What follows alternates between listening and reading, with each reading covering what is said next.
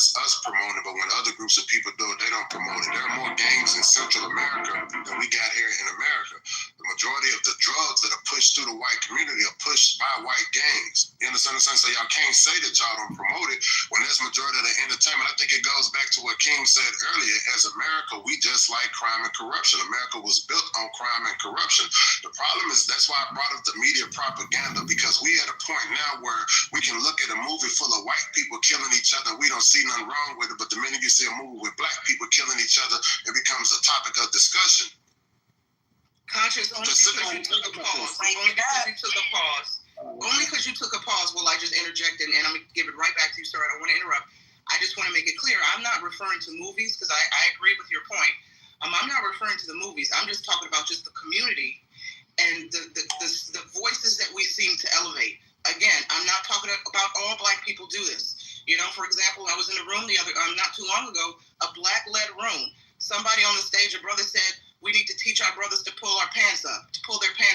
You know, black men on the stage went off.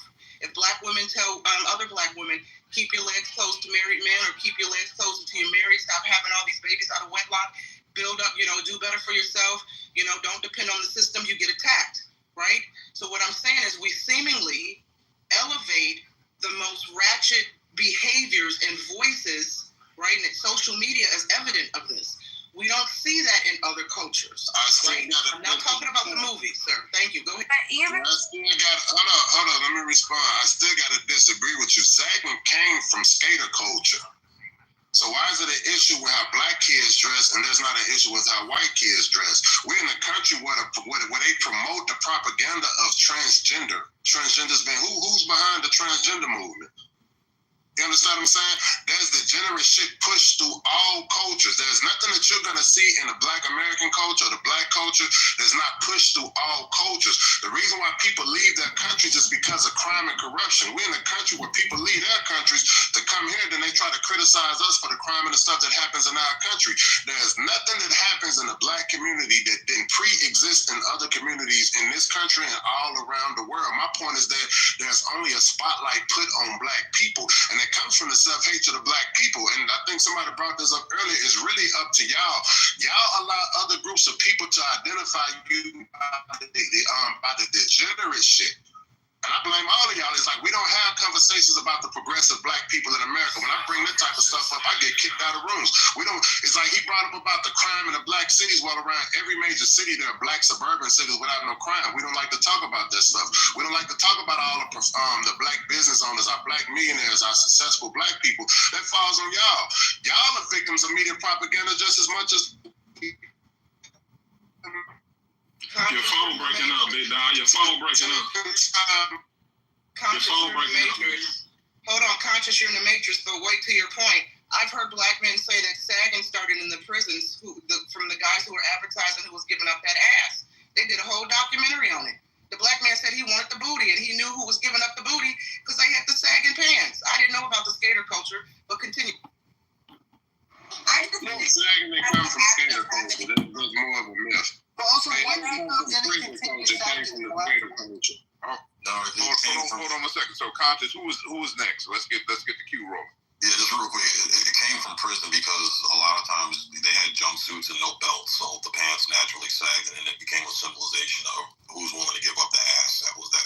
Just like putting the tongues down and shit on boots and shoes, like because a lot of those prisons had like Chuck Taylor style shoes. Flipping the tags, the tongues down and shit. So it didn't come from skater culture. It came from prison act. All right, give me 30 seconds. Sagging didn't really hit our community until really like the early 90s. So it couldn't have come from prison culture because how long have we been in the prison system? It came from skater culture, from the baggy pants. We didn't even have baggy pants in the 80s. The baggy pants just started coming into the 90s with the wide legs. It came from skater culture. So that's not true because if you look at skateboard culture, look at the 80s, 90s, like Rodney Mullen. Rodney Mullen was a prominent skater. Let's look up the name Rodney Mullen. You'll see the styles that came from skaters. They typically wore really tight shorts and tight pants back in the 80s. So before and I know what you're talking about, conscious like the Jankos and shit like that came after. But skaters typically wear baggy pants until like the mid to late 90s, early. Yeah, that's So hold on, real quick. Hold on, real quick. So, as somebody that came from the skater culture, I can tell you that what Sig is saying is correct. Initially, people were wearing clothing that you wanted the proper shoes. You wanted clothing that would fit well. The sagging of the pants came around almost like the early to mid '90s, and there was a mix of music that skaters started listening to that they didn't listen to previously. It was a mix of punk rock, thrash music, as well as gangster rap, and so there was a lot of different influences that started coming in, and so that was when the attire started changing, and that's also when a lot of the really popular skaters started getting into corporate sponsorships, and you started seeing a lot less of the street skates. And this is when to bring skateboarding back into popularity. That's when cities started passing ordinances to like build skate parks and things of that nature.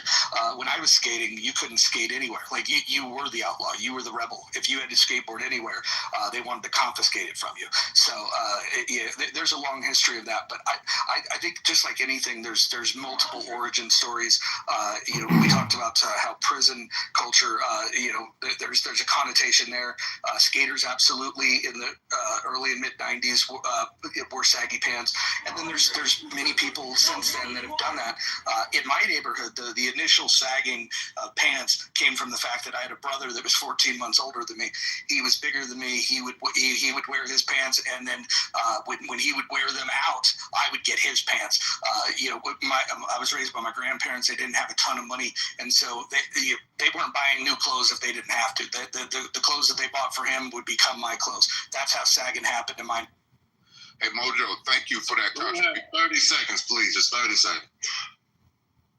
Go ahead, Con. Yeah, and so what y'all just said, it still proves my point, because the point that I made is that sagging didn't hit the black community until the 90s, and it drifted over from the skater culture. We didn't have baggy pants. That's not what the baggy pants. That's exactly what I said. I said it didn't hit the black community until the 90s. It came from the skater culture. We didn't have the baggy pants. The baggy pants came from the skater culture. Thank you for proving. Hey, look, Mojo acknowledged that there are multiple origin stories. So I don't think it's worth to bog the conversation in the room down to the specifics of I sagging. mean, it was also the Latino culture, but Hey, y'all see us? Go ahead. King was answer the question. Yeah. Because black people ratchet and ghetto, right? This is what they say. Let me know if you can hear me. See, I'm good, right? You good, family. What was the problem when niggas was sitting on the bus? Hold on a second. What was the problem when black people were well behaved and it was a minister called Martin Luther King when black people would march on Selma?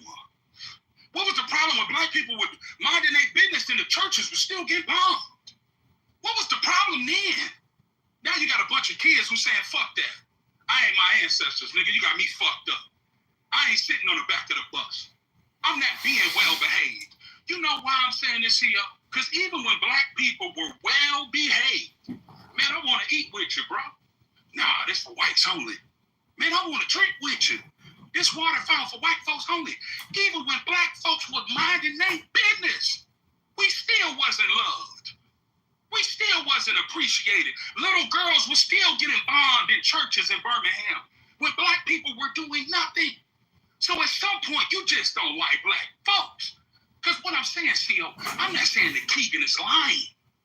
I'm saying I can show you the flip side of the coin where black people were on their best behavior.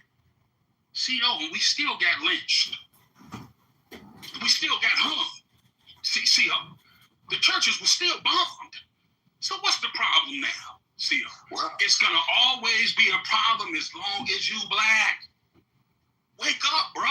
Listen, Keegan can get up here and talk. The way he talks, he can talk at the job. Listen to me, T.O. The way he talks, he can talk at the job. Now listen, shout out to Sid, because I know he want to coon all day. Check me out, C.O.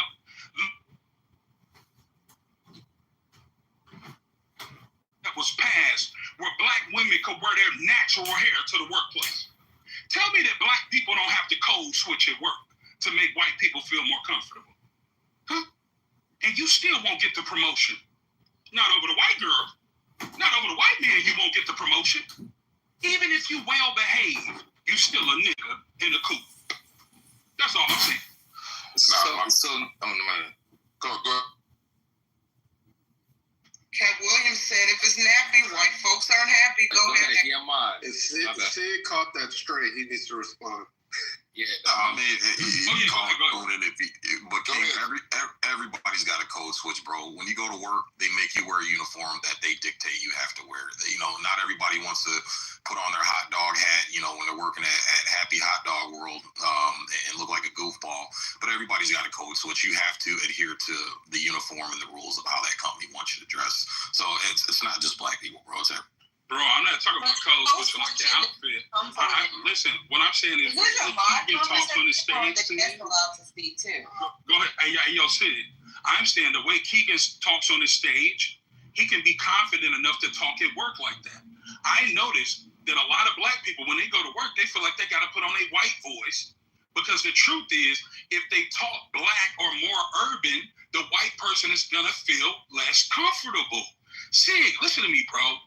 We gotta be real at some point. I never worked a real job in my life, Sid, but I see it. I see how my girl from the west side of Atlanta, Bankhead, she gotta pick up the phone and talk like a white girl. She really don't talk like that, my dog. I see how the Crown Act says the black girl can't. She needed a law to wear her natural hair to work. See, like it's a problem going on outside. See, so I get what you're saying, brother. I love you. My bad. I shouldn't be disrespecting you. Attack the point, not the person. Wait, Tori wants to get in there too, CO. Tori wants to get. And then I'll go out to Tori. Yeah, so I heard the person say, is this a mod conversation? We went back and forth. We've tried to spread the mic around. I'm sure that's what Mojo or JB would want. Hey, Tori, I did want to respond to them because you did mention me, but I'll let you go ahead because I think you probably got a point. No, Tori, go ahead and can you make your submission? Go ahead. No, go ahead, Tori. We want to hear you. You got a beautiful voice. Your voice sounds better than CO's voice. Go ahead. Yeah, it does. Go ahead, Tori. Other than I know you weren't speaking to the uniform of code switching, right? It's about the mere uncomfortableness that white people have with black existence, right? And that's what I think you're speaking to, King, especially in the workplace, right? You as a black woman cannot be quiet around a bunch of white women because they see you as a threat. Oh, why isn't she talking, right? There have been women who were wrote up in HR, right, because she's too quiet, right? Manager said to her, how about you be more relatable? How about you, talk a little bit more? Why?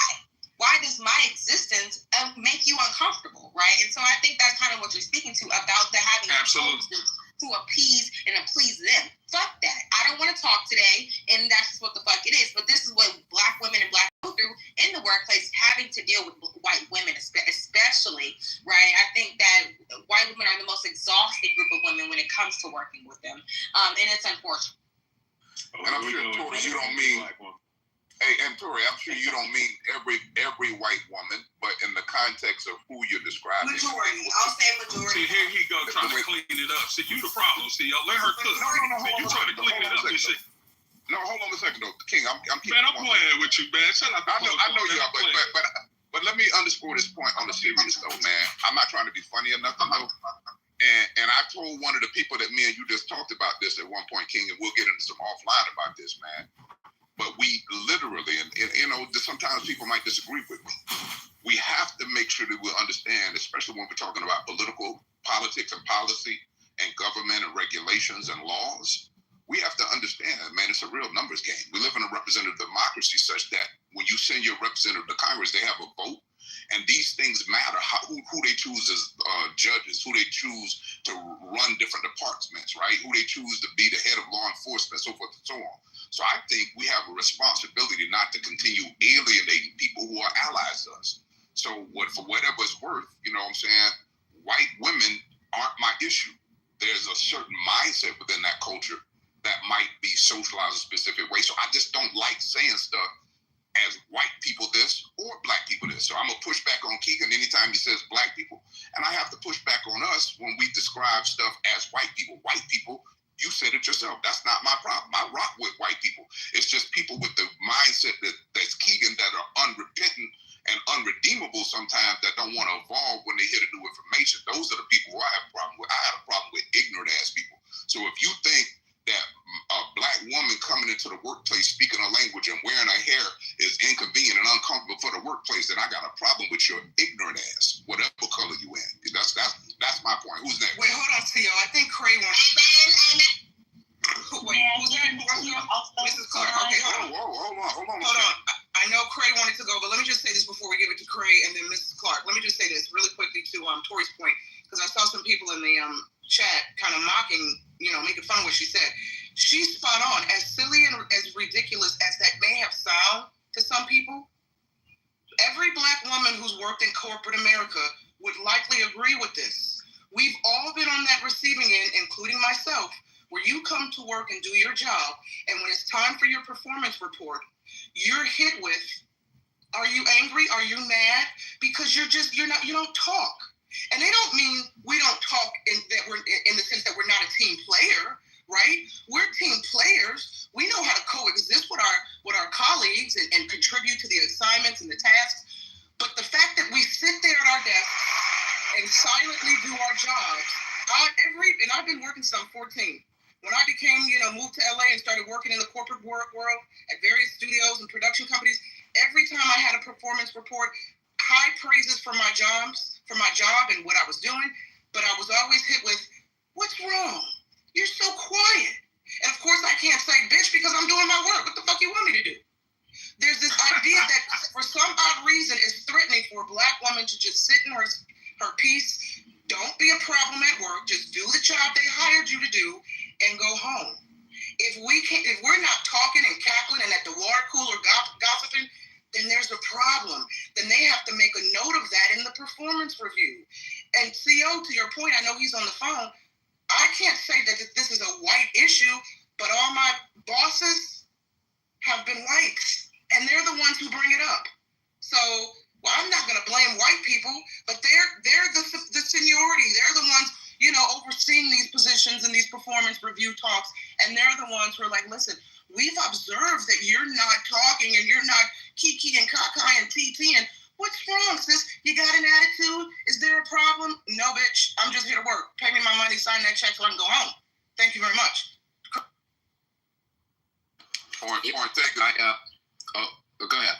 No, you got it. Who is it? Cray, then Miss Clark, I think?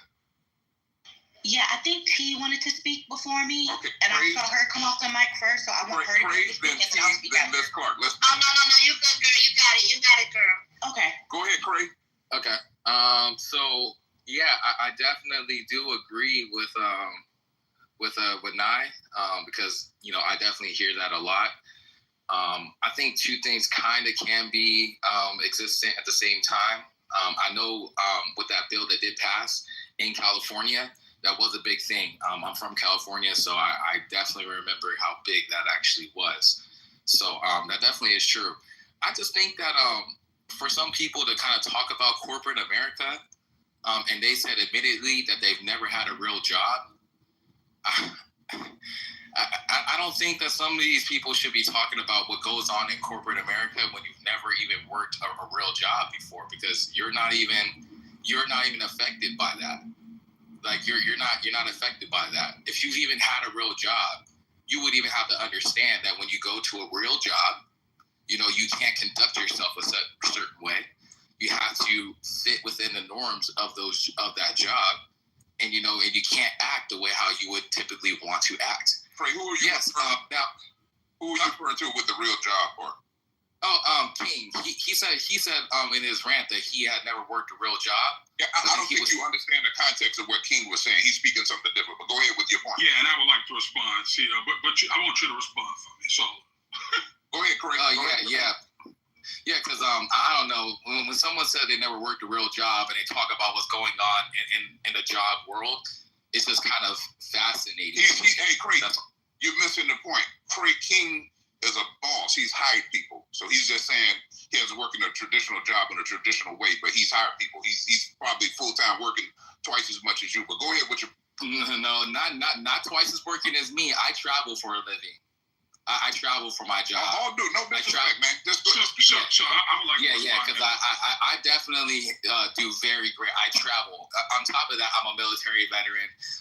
There's a lot of different things about me that I actually do. Thank you for the Yeah. So I mean, I would never be able to be in the same position as a king. Hey, Craig, let's give you 30 seconds. No, but I'm done. But go ahead. Okay, so I was going to ask him if he was a stewardess until he said he was in the military. Yeah, and thank you for your service. So I don't have to smoke crack to know the effects. I find it funny that the black men in here that have worked traditional jobs will sit here and coon and act as if the black women are wrong that speak about their experience in corporate America. Even if I did work in corporate America, I wouldn't be a woman in corporate America. But I'm with a woman that's in corporate America. And I empathize with what she goes through. So I get on this stage and I talk about what she went through. And even when the sister began to speak, they laughed at her. She told her experience. Surely she truly goes to work. Surely Nye worked in corporate America. But even as the black queens sit on their throne and begin to speak, look how you discredit them and prove their point. Black men, we have to wake up too. Because you work there, but you won't talk about what goes on, will you? Because you don't have the heart. But shout out to you and thank you for your service. And I think that I said that black women didn't go through that. No, hold on a second, Craig, hold on a second. Let's go to Miss Clark. We'll come back to you, Keller. Go ahead, Miss Clark. Yeah, I'm sorry. And if you hear me clanking, it's because I'm cooking like a mid-afternoon breakfast with family. It goes beyond just corporate America too. I was in the military. Quite literally, when I first got to my first duty station, when I did my 6-month evaluation for my PTR, like just getting there, that little initial thing, I got docked on my EPR because I was not social. And quite literally, my sergeant stood there and said, it's not that you're not nice. It's not that you're not professional. You're an amazing worker. It's just, you do this thing where you come in and you do your work, you speak to people. He was like, don't get me wrong, you speak to people, but you just do your work and you go home. And I'm like, yes, what else do you want me to do? And he's like, well, I just feel like, you could be more giddy, more social. And I'm like, so you want me to focus on interacting with people instead of getting the work done? And he's like, no. I still want you to, just make time, like have conversations with people, like ask about people's families, talk to people about your family. And I'm like, no, I'm not gonna, I don't know you guys. Like, granted, yes, I've been here 6 months, but I don't know y'all like that. I'm only in here to work and get my stuff done and go home. It goes well beyond just the corporate. Even when I first got my first job as a cashier and I was working, one of my evaluation EPRs, they still said the same thing.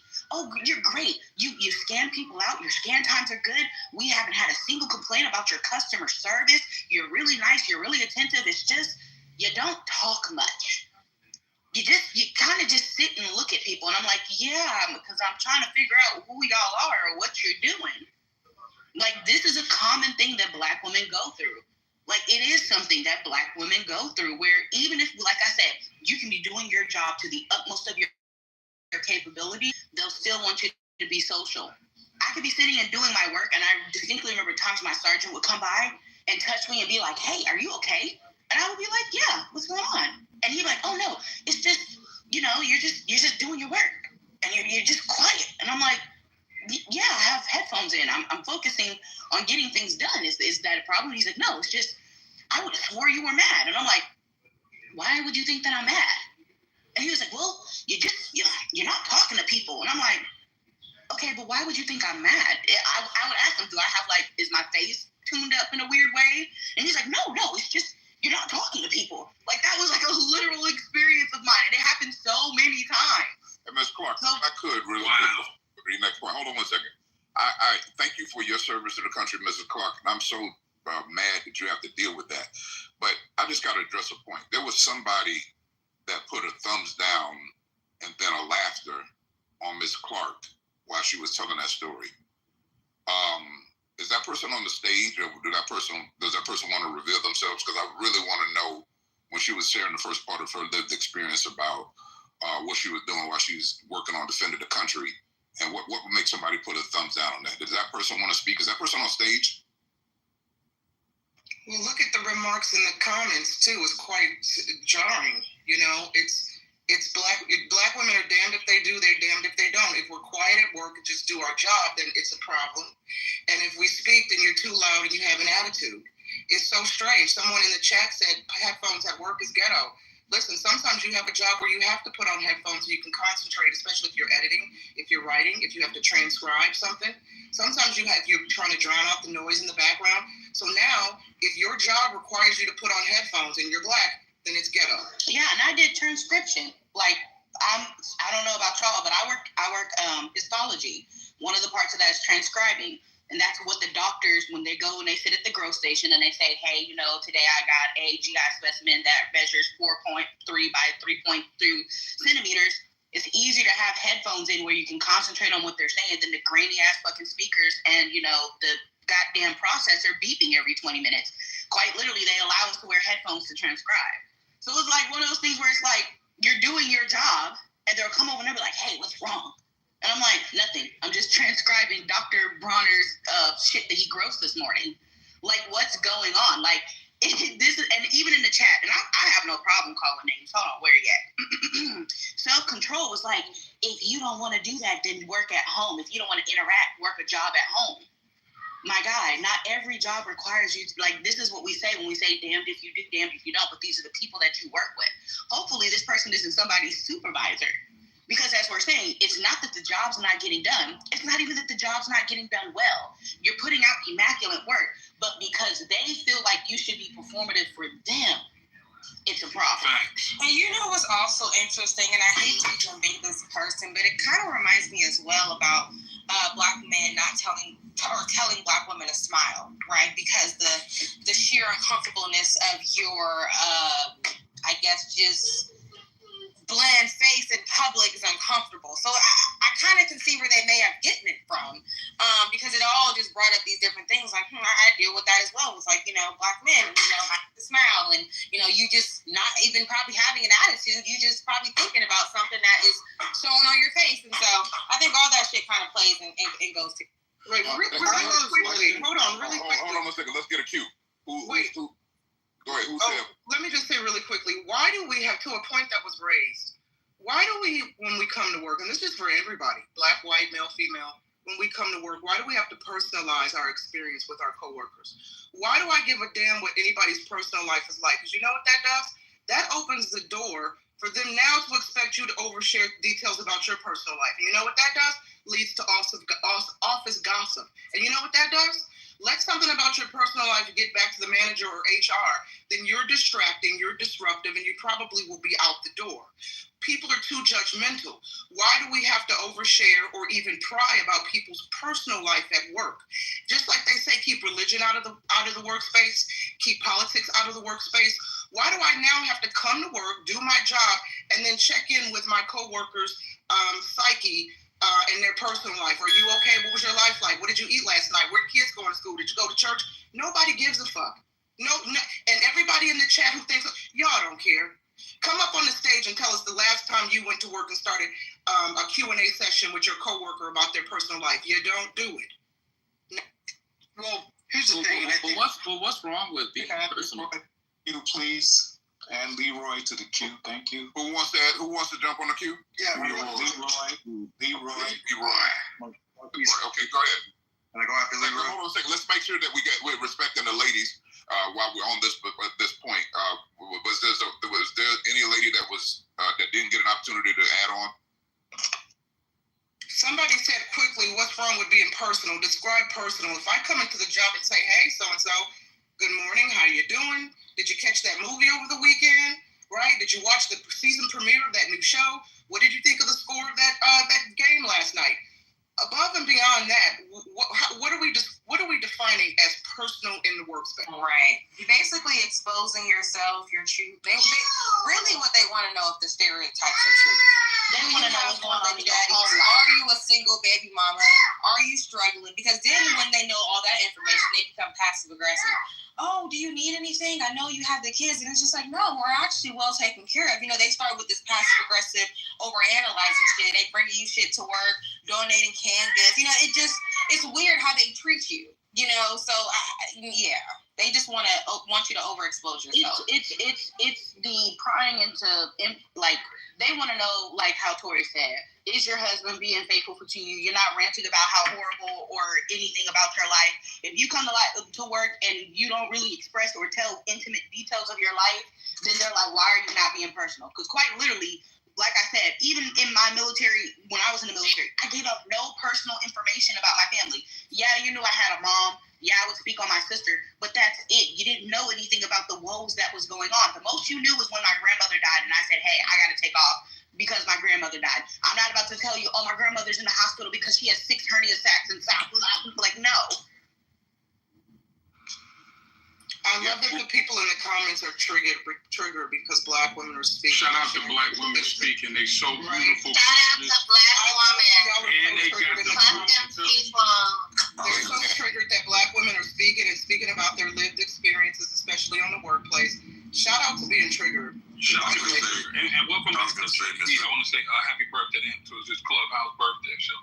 Thank you. You can shout out my Cash App and my body. Believe that. Shout out to the Cash App and the body. Jake Brooklyn. I was going to say though, Mrs. And see, that's why we have to go and Hold on a second. In the spirit of JB's Cash App and his ladies he's honoring, let's make sure we get one mic. Who was speaking? Yeah, I just wanted to say real quick, Mrs. Clark, if more employees were just like you, they shut the fuck up, came to work, minded their own business, and did their work, I think a lot of these places of employment would be way better. So you would get promoted if you worked for my bank. Can we get some of these ex-cons off the stage? I'd like to say a few things. Clean up the stage. Oh my God. Everybody mute up. I haven't said a word to you, fucking retard. But you know what? I'm not only fucking throwing you out, I'm gonna block you, you fucking dummy. Back to you guys. Can I go next? Yo, it's funny.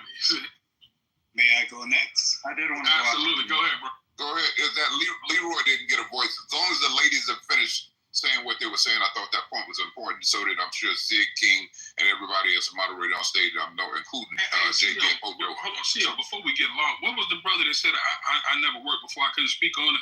When the sister spoke, and she's been in the service and everything, I didn't hear a rebuttal of what she was saying. Is he still here? I don't even remember who that was. I don't see him it was Craig. I don't see him on the screen. Oh, he left. Oh, okay. I appreciate it. Leroy, did you have something to add to the combo, my brother? I hear you, kid. Yes, what I'd like to do at this moment was give a nod to our ancestors. I made an agreement with my ancestors that I would join the universe in making them so proud for what we have accomplished and for what we have become. Juneteenth started in 1865. But in the 1800s, we had tons of Black businesses flourishing that service white and Black people. Let's go back to 1672. During the period of revolts. We know in Virginia that features of slaves and small armed bands raided nearby towns hoping to convince others to join them. 1712 in New York City, slave plot rebellions. Stony South in New York. Why is that important? Because Abraham Lincoln said, I'm only going to free the slaves in the state of rebellion. If I didn't have to free one slave, I wouldn't. Let's go to 1829. Education was fed by slave owners because slaves might read of their natural right. You see, for me this day, I celebrate the Black woman and the Black man because I want you to know one thing. Don't ever be ashamed of your scars that life has left with you. A scar means the hurt is over and the wound is closed. It means you conquered the pain, learned a lesson, grew stronger, and moved forward. A scar is the tattoo of a triumph to be proud of. Don't allow your scars to hold you hostage. Don't allow them to make you live your life in fear.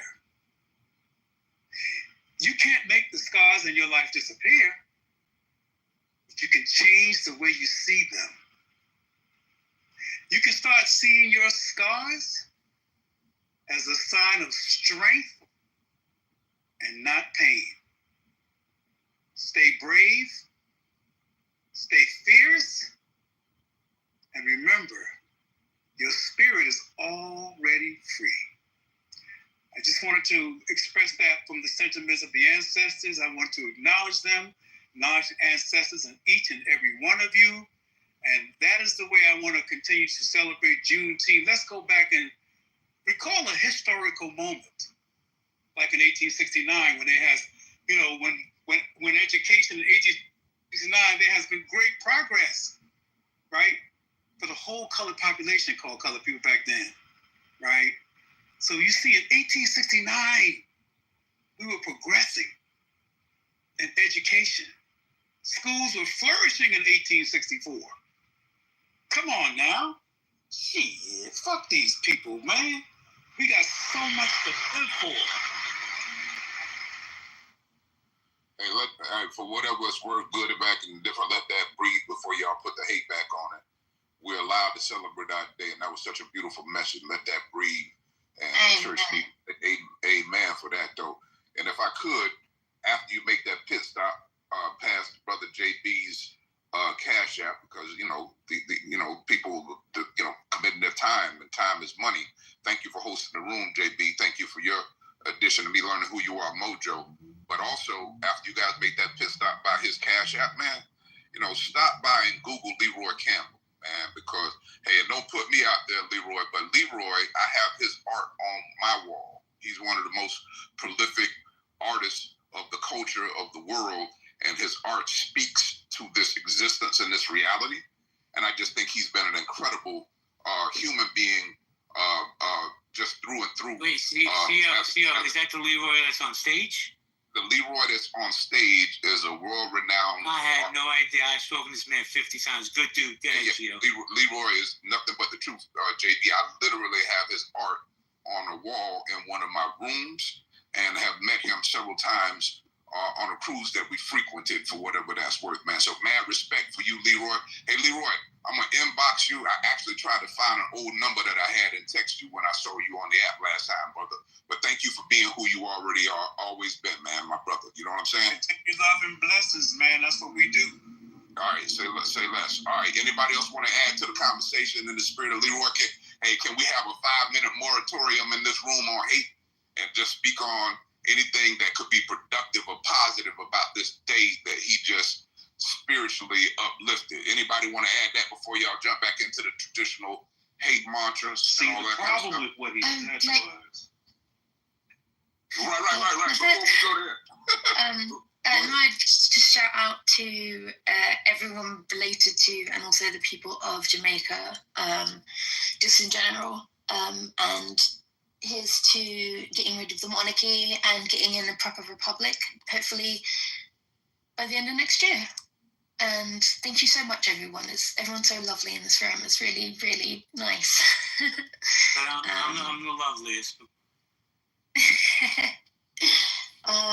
And yeah, otherwise, power to the people, I guess, yeah. I would like to respond to Miss Clark because I was one of the people that reacted with the laugh emoji. And it wasn't because I was laughing at your story, Miss Clark. It was because it deeply connects with me. Because they're telling you at your work, like, oh, you need to have conversations with people, interact with people more, delve into their life, so to speak. I found that hysterical because at work with where I work at, I work security, and they're telling us, like, they'll threaten our jobs if we walk and talk too much. If we walk and talk to each other too much, they'll threaten our jobs. And I'm just thinking, wow, you know, look at the contrast between these two. Like, they're kind of getting on her case just because she's not talking.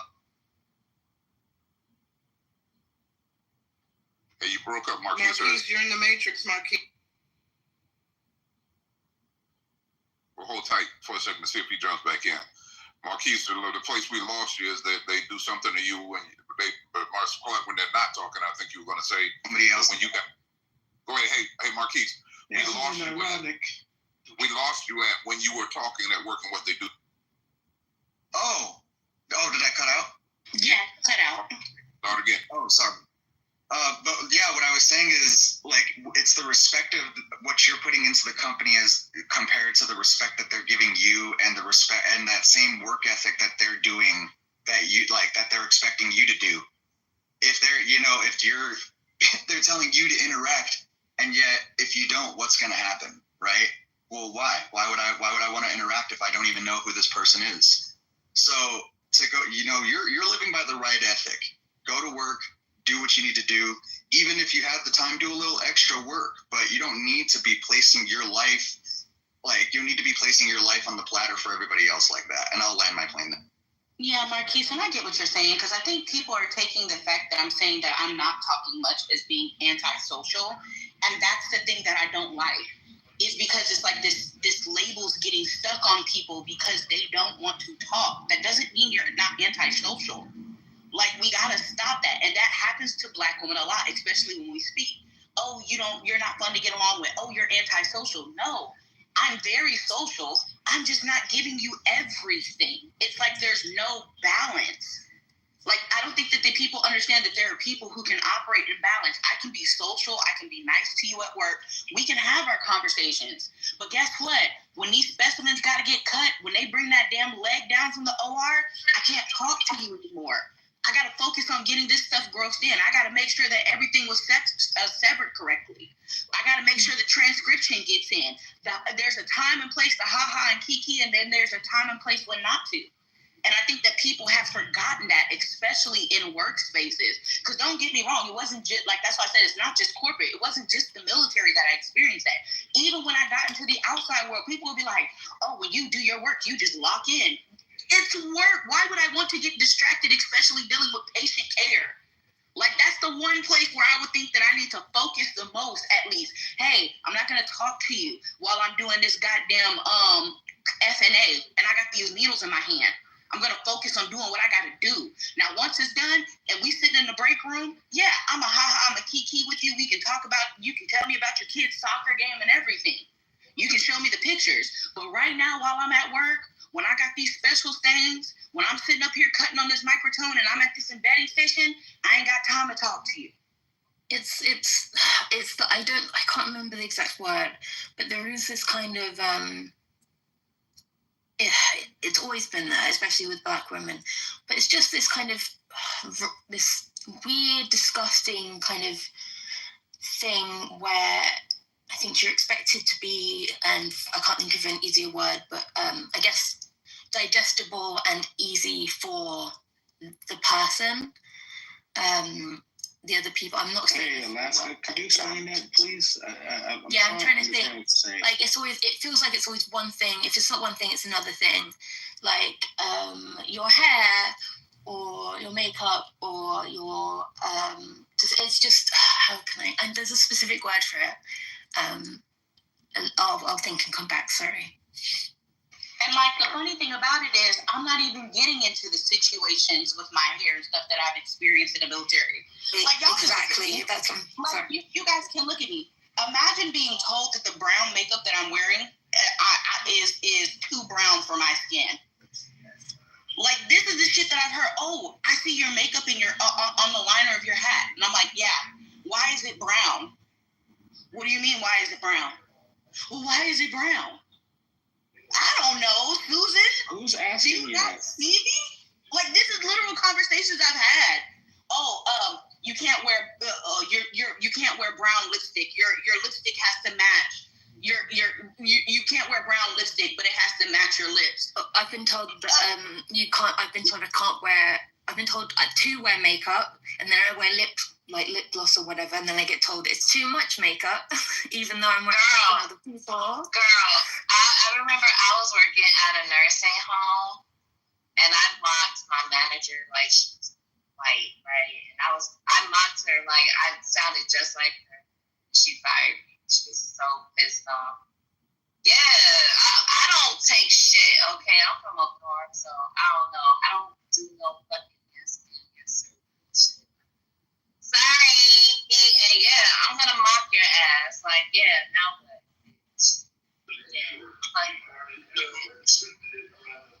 But like, there's so much that I can get into. Like, even when I was in the military, even when they did the thing where they revamped the jurisdiction for your hair, like where they said, okay, look, you guys can wear braids, and when you wear braids, they have to be a certain length and size.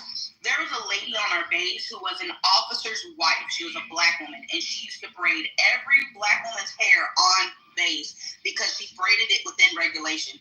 Still got shit for it. I remember one time my supervisor told me that, my braids are nice, but they could be a bit more professional. And I was like, okay, how can I make them more professional? Couldn't tell me. And I'm like, you say my hair can be a bit more professional. I'm asking you, how can it be more professional? But you can't tell me how it can be more professional. It's like crazy shit that we would deal with. And then he was like, I feel attacked. What do you mean you feel attacked? You said that my hair was not professional enough when I asked for ways to improve it, or what are you seeing that's making my hair unprofessional? You can't tell me. Like, this is shit we deal with. Exactly. And then when we try to act like them, they get upset too. Like, it's like we can't win. Like, what do you want? What the fuck do you want? Hey, ladies. That's because it's tough for white people to exist around melanin. I'm gonna just be honest, man. Like, that's bullshit. Even the frequencies, like black intellects, black music, black rhythm, black culture, all of it. You know what I mean? It triggers them in every way. It triggers them when a black man is smarter than them. It triggers them when we dance around them. It triggers them just existing to where subconsciously they're thinking in their head, I'm not racist. Let me say something that's not racist. And you're just chilling at work. And they end up saying something racist anyway. It's something that we do just something that we do just by existing. But Othello, you don't mean that. A constant stream and loop. Othello, like, let's take, JB, if you look at his PTR, he has white skin, and he celebrated this room and then advocated for us. Mojo came off the mic, and he went hard and shut old boy Keegan's racist attitude down. Damn, they're better than most of the people on stage for what it was worth. And not trying to be funny, Anthony has a different perspective than most of some of the black people on stage. So I'm saying sometimes we talk about these issues and we use the tropes. I understand what you're saying, Othello. There's some that have been conditioned to be resistant to the beauty of our culture. But at the same time, the world literally celebrates the invention of jazz, hip hop, and all these original music and art forms that we created. So whatever it's worth. So we just got to be careful how we speak. Let me just jump in real quick. And it's going to be a polarizing statement. If it don't apply, let it fly. But I've held enough of these rooms where I've heard black people, not all black people say, we're not a monolith. Don't put us all in the same hole, right? Well, guess what, Othello? Not all white people are monoliths. We don't all think the same. What Mojo eats doesn't mean I shit it. So I just wanted to say that. Well, JB, I thought you were Jewish. I'm Jewish Italian, but what my religion has nothing to do with my that's me in the picture, bro. If I go to DMV, there's no Jewish box in it. It's white, black, other. What I'm saying is being a Jewish person, right? You're not in the majority. Naturally, you're in the minority, so you understand struggle and you understand having gone through a Holocaust. Wait, hold on, Othello. My Judaism has nothing to do with my struggle. My struggle is my lived experience.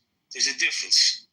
Right, but I'm just saying, because of your culture, because of your lived experiences, right, and being a minority, naturally, I think you can connect with other minorities. So that's where we disagree. I don't see myself as a minority. Because first of all, and I'm going to say it's a polarizing statement, I'm a different type of Jew, man. I got tattoos and I eat bacon. So you fuck with my community, that's when I stand up. I'm the Jew that they call when shit hits the fan. But I don't live the life that other Jews live. I live my own life. I live JB's life, right? I respect what he's saying, Othello. But I don't see myself, and this is going to be triggering Othello, and I say respect him. I don't see you as a minority. I see you as a man that can do anything you want in this country. But I will say this: oppression is real. But I see you as a man first before I see your skin color. That's the truth. Okay. Yeah, and then that should be the North Star for everybody, man. If we're really talking about it, and I don't want to get over kumbaya with the shit, but keeping it 100, like people are always saying, I want something specific for the Black community, right? And I get that, but at the end of the day, what on Juneteenth, as we celebrate this specific level of freedom for our culture, the real freedom is demanding what King demanded, which is that the American Constitution, its Bill of Rights, its preamble, is just holds true. You know what I'm saying? That's what King was saying when he was on the steps of the Capitol. He was basically saying, be who you say you are. So we're founded because people didn't want religious persecution. Why are we persecuting people because of their religion? If this country was founded with all men that are part of the country and women having inalienable rights that could be taken away from them, and that people get to practice, think what they think, say what they want to say with the freedom of speech, my point is that our conditions should be advocated for not just by the Black people on the stage, but by everybody on the stage, because it represents, and it's the most idealistic American ideology. So you can't say America first, but bump them Black people. They need to pull themselves up by their bootstraps. You can't say I'm all about America, right? And the Constitution and what it stands for, and then people aren't.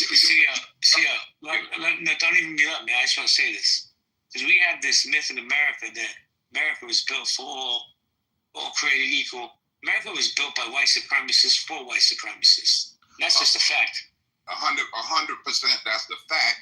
And then the point has been in the evolution and the amendments of the Constitution. What I'm saying is, in the ideal and the perfecting of the Union, which is supposed to be the point, our consistent progress has to be consumed with all Americans wanting shit to be fair for everybody. So Ms. Clark isn't saying she wants some special whites at work.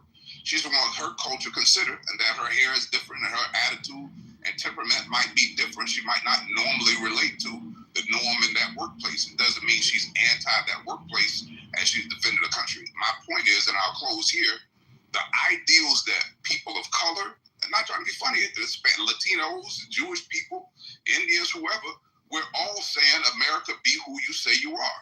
Appreciate the diversity of thought. Yes, we understand that this country was created in a specific way, but every amendment thereafter said something different. Let's not revert back. Let's move forward in the perfection of the Union. So I'm just saying, why the hell isn't everybody, no matter what goddamn color you are, advocating that the people who you have to hear complain are actually asking for American ideals? Or when Keegan was on stage, he was talking about 42 and all these movies and how sick he is of watching these Black movies. Why can't those be American stories? That's all I'm just saying. The myth of absence is a problem. When you teach people that we weren't a part of defending this country, of building this country, of already being this lane, when you teach people false history, then you falsely demonize a culture that doesn't deserve it. And the way to change this shit is stop the way that we're talking about it and stop the way that we're teaching the BS side of history. Don't do nothing special for Black people. Just do something special for America as being who you say you're supposed to be. I'll land there. But I just want to say this, though. I mean, again, we got to remember, America was founded by Anglo-Saxon whites. It's a predominantly white country. It's like going to Yankee Stadium as a Red Sox fan and saying, "Oh, how come we're not, talking more about Red Sox here at Yankee Stadium?" Because it's fucking Yankee Stadium. So you're gonna hear more about Yankees, and you might see a blip on the radar about some of the games and maybe some of the beef with the Red Sox, but it's Yankee Stadium, so it's predominantly going to be about the Yankees.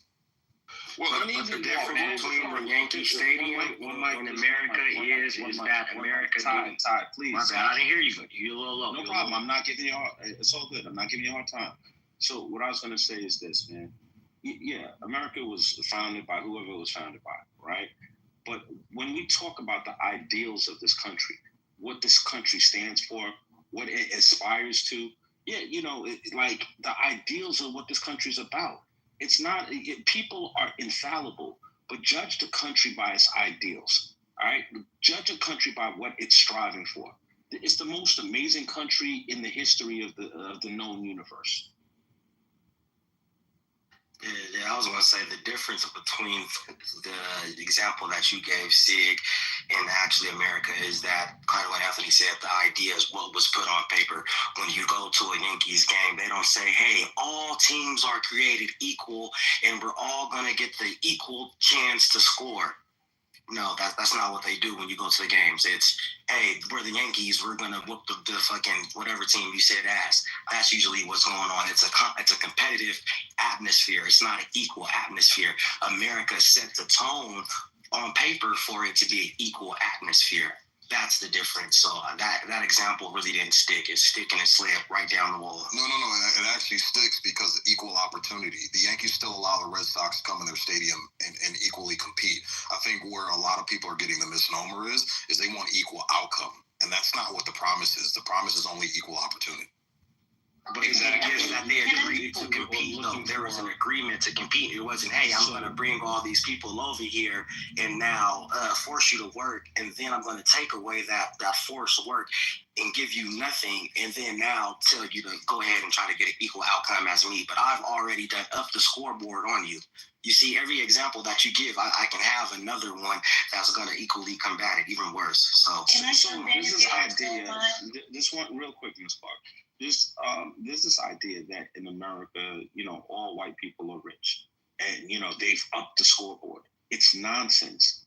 10% of the population controls over 50% of the wealth.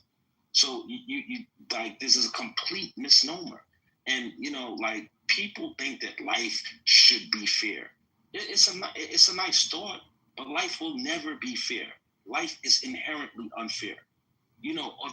The best you can pray for is an opportunity. Anthony, that's the best you can pray for. Anthony, let me ask you a question, man. And I agree with you. Life is unfair. But do you think it's unfair for some people and more so than others? Keep it real. So I don't even understand the question, JB. I think it's either fair or it's unfair. And if like this degree of unfairness, you're being obtuse. No, respectfully, I don't understand the question. Like, JB, everyone that I know that's doing well, it's because of their choices. Everyone that I know that's not doing well, it's because of their choices. In this unfair environment. Like, I just don't understand the question. I understand the question, Jake. What do you think, Ken? Was it a bad question or was it an honest question? I think it's an honest question. Can you repeat it, sir? I understand. Yeah, I understand the question. I want to give it to Ms. Clark before I respond. How do you guys measure the degrees of fairness? If we could, let Ms. Clark. Let Ms. Clark respond. This was just speaking out loud, bro. I just don't understand. No, I get it. Conceptually, the degrees of unfairness. That's all. I get it. The thing is this: you're like a black-white supremacist. So I get it. Like you like to protect whiteness. And I get it. JB is just asking you, is it unfair for some people, bro? This is not rocket science, man. I mean, even if JB means well, he's a genuine person. Hold on 1 second. Even as the brother begins to speak, to tell you the history, you and Sid continuously go against this black man he's not saying you're wrong. He's just saying acknowledge the history. Do you know black people were enslaved longer than they've been free? So when JB gets off the mic and asks you a question, right, that's really in defense of black people, here you go, shucking and jiving again, doing the coon dance, and I get it, and I like you, Anthony. But King, you're factually incorrect about what you said. You're factually incorrect. I know you're bad at me. Go ahead. No, I'm not. I'm not giving you no negative energy. Okay, thank you, Eddie. You know, like we're good. I'm just saying to you that you're factually incorrect. That's all I said. I feel like at some point, black people feel like they gotta deny their truth to make white folks feel comfortable. You know what I'm saying? But at the end of the day, it's like I told my girl, when JB step in the room, hold on one second. When JB step in the room, we already know he pro-Italian. He pro himself.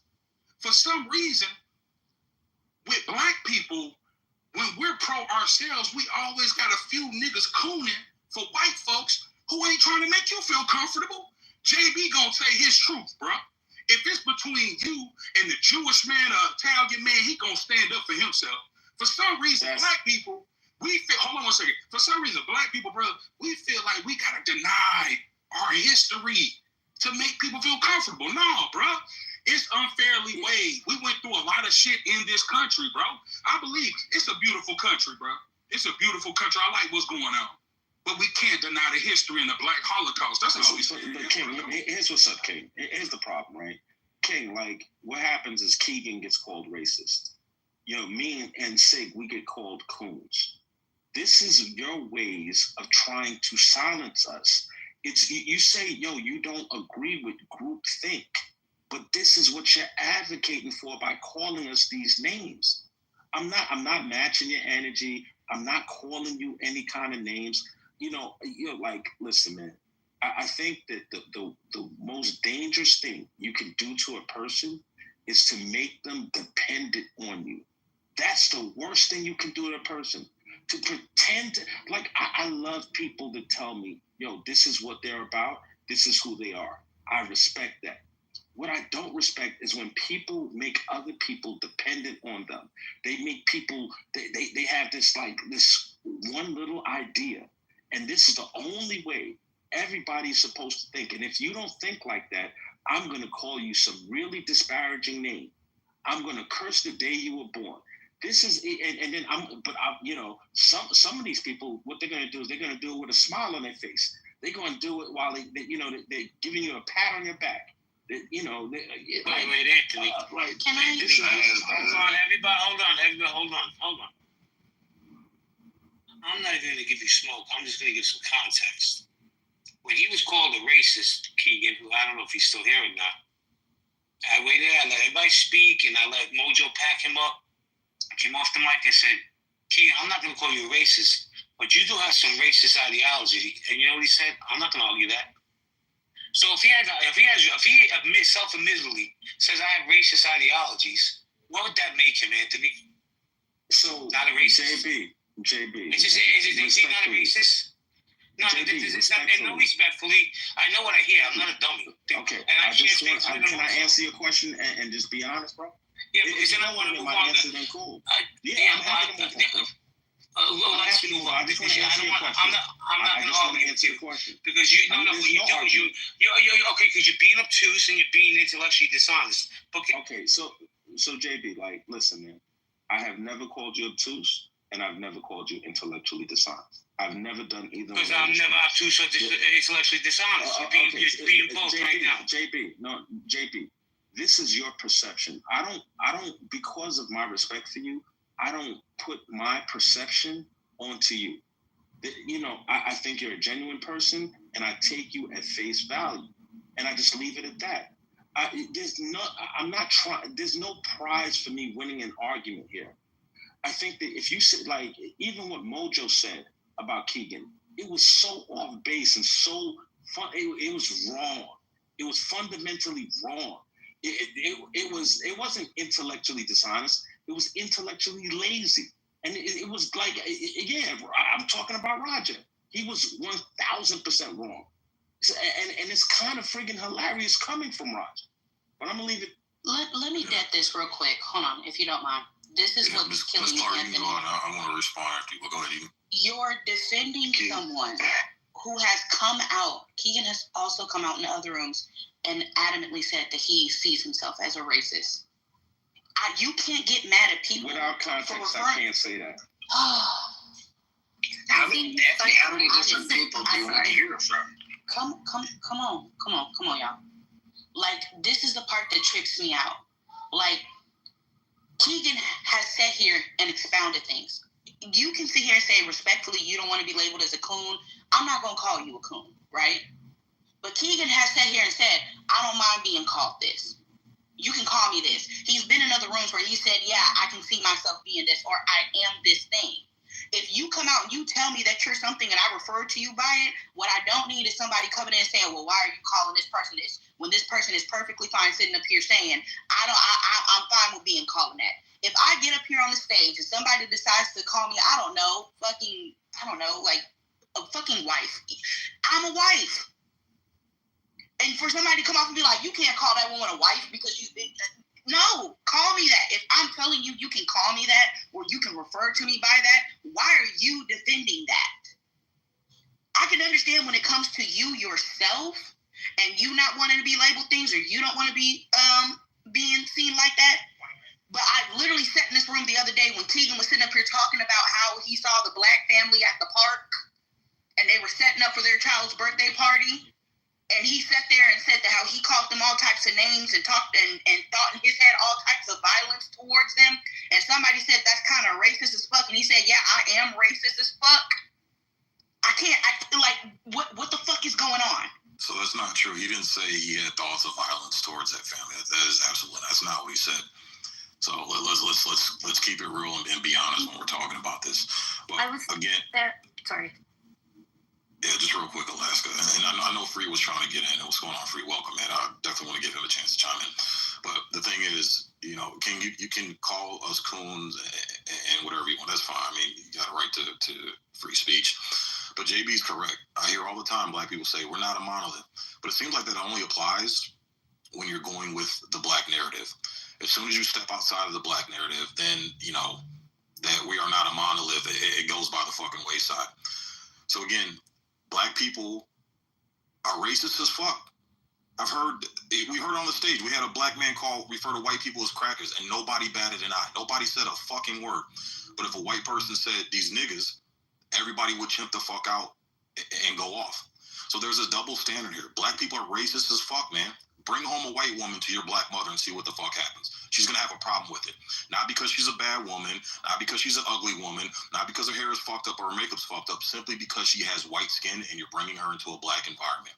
So if it's okay for blacks to be racist, it's okay for whites to be racist. And King, I'm going to tell you something, bro. You can make whatever assumptions you want, but people do have their lived experience. I grew up my whole life hearing white people are evil, white people are racist, white people are going to keep you down, this and that. And then I got around whites, and they did nothing but embrace me. I was able to open my own fucking business because a white man allowed me into his shop rent-free for 6 months to give me a fucking opportunity to be an entrepreneur. And I was able to sell that business. If it weren't for him, I wouldn't have the money that I have now. I was able to sell that fucking business for a profit, but it was a white man. Never had a nigga come up to me and say, hey, bro, you can set up shop over here. You don't have to pay rent for 6 months. Just build yourself up to be successful, and then we'll talk money later. Never had that fucking happen, bro. Detroit, all them years I lived in Detroit, niggas robbing me at gunpoint, breaking into my house. As a kid, I had to sleep in a bathtub, and you know Detroit. Finkel and fucking Pinehurst, 7 Mile and Livernois. You know that area, King. You know how rough that fucking area is. Yeah. Had to sleep in a fucking bathtub every fucking night because the niggas was shooting. Wake up to go downstairs and go to school to go to the bus stop.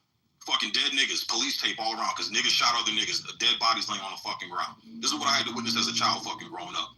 So it wasn't white people that were shooting and killing niggas. It wasn't white people that made me have to sleep in a fucking bathtub at night because straight bullets were flying every fucking night. I move around white people that I've been told were evil and racist and hated me, done nothing but embrace me and help give me opportunities because they weren't looking at my skin color, they were looking at my character. So that's where some of us are coming from, King. It's not just a coon. Hey, yo, can I respond to that, JB? Can I respond real quick before I go to the... Yeah, hold on, Miss Clark. Let King. Let King respond because he addressed you directly. Okay, King. Yeah, I want to say, my apologies for what the brother went through. I encounter a lot of my brothers and sisters that went through a lot of things in the hood. I want to tell you, I got a lot of love for white people. But JB, that's my real homie, bro. But, at some point in life, I had to learn I don't have to deny my blackness to love white people. You get what I'm saying? And when I sit here and I hear brothers like you overlook red redlining and things that happen to Black people, it's almost like you feel like you have to deny yourself to make somebody feel comfortable. So when I'm saying the things like the cooning and stuff like that, I'm really advocating for the kid that you were, bro. To say, he still exists. What about that Black man that did sleep in the tub, that didn't want to go through what he went through? He does not exist now. We don't believe that there's good Black people in the Detroit community now. That young Black boy that had to get that opportunity from that white man, he doesn't deserve to know that Black excellence exists. He doesn't deserve to look in the mirror and love himself. He has to deny himself of himself. He has to hate himself to make somebody feel comfortable. Brother, I just don't want you to do that, bro. I love you for real. Anthony, I admire the way y'all brothers speak, bro. Y'all the ones we love. But it really don't help the community when y'all get on and y'all don't really come back and speak to the hood and say, yo, bro, this how I got paid. Because if all he see is the drug dealer, if all we see is the gangsters outside, because you don't got your college education, now you too good for us. You too good for your own people, bro. There's some good people in Detroit, bro. All I'm saying is don't turn your back on them, dog. I see at work where Black people got to be fake. I get it for a chick. But on Clubhouse, niggas ain't getting no money and still shucking and jiving and shit, bro. But I love you, bro. I can't deny your story. I grew up around white people. That's why I got love for white folk. I didn't know I was Black until I read the autobiography of Malcolm X. I'm going to tell you, I moved around all Black people to Montgomery, Alabama. I was almost scared of my own people. And I got so much love, bro. From my people, I tatted that shit on my arm. I represent Alabama for real. Because I got love down south where it was waving at us. I got hugs from my Black people, so I love everybody, bro. But I don't have to deny myself to make anybody feel comfortable. I want JB to be the best Jewish man he can be. And I know he still love me, bro. That's all. So I love you, bro. I apologize if I offended anybody. I get you. Can I say what I was perfect. I just want to say that I definitely do reach out in the community, and I definitely do, show love. I give back in a multitude of ways. The number one way being my time, my efforts, and transparency in terms of how I was able to accomplish what I've been able to accomplish. Well, yeah, you haven't hit my cash app, you cheap fuck. Yo, hey, shout out to hey, yo, Aunt. Let me say this, JB, and I give it to you. Hey, yo, Aunt. At some point, seeing your Aunt, we all got to come together, brother. CEOs. We're the Black excellence.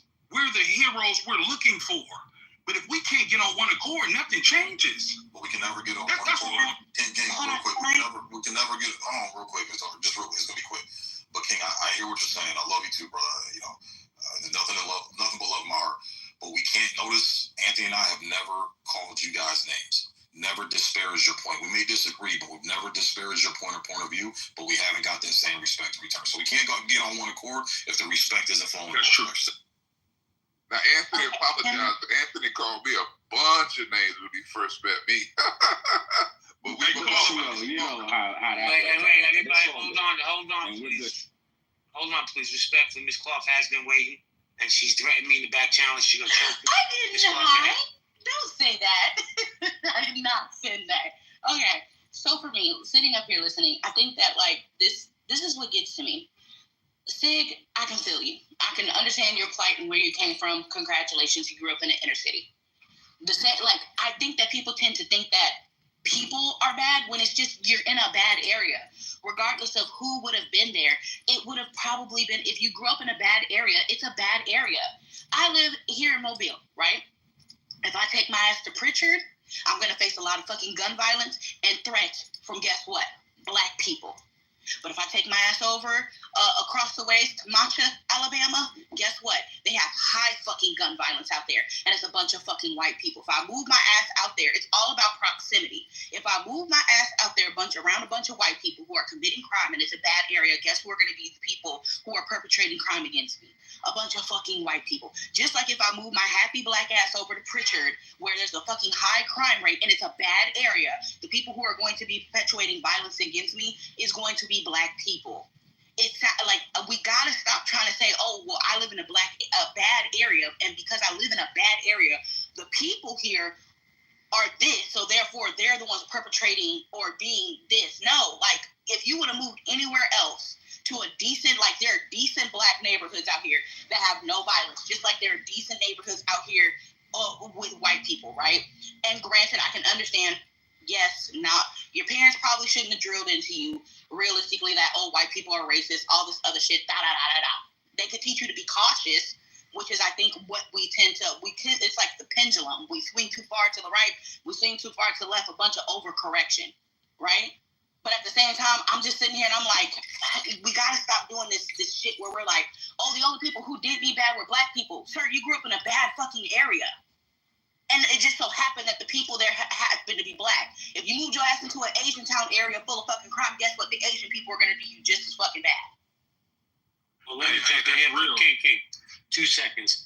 I got to go. Happy Juneteenth to everybody. I'm going to hand them over to my mods. Sig, when you leave, just shut it down, okay? Thank you. Everybody have a great day, man. Listen, let me say, thank you, bro. Hit that cash out. Let me just say this. We had, maybe it was in the spirit of Juneteenth, I don't know.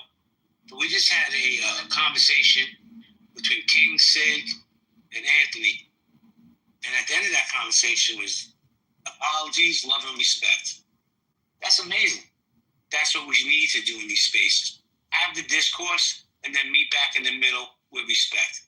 Man, I love my mods. Guys, have a great day. I'll speak to you soon.